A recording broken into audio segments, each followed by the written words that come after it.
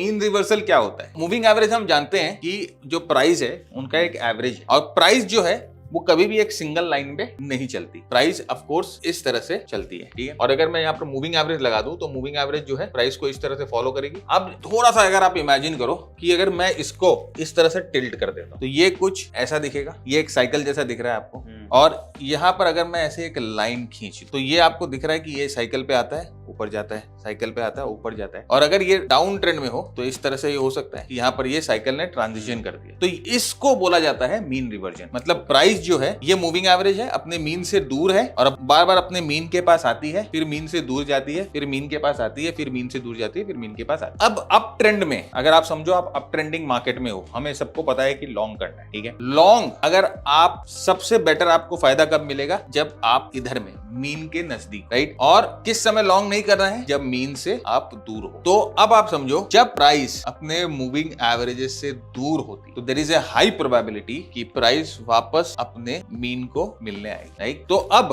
हमने ये डिस्कस किया कि हम लोगों को अप ट्रेंड में यहां पर बाय करना है। अब आपको मूविंग एवरेज क्या बता रही है कि अप ट्रेंड में कहां बाय नहीं करना है।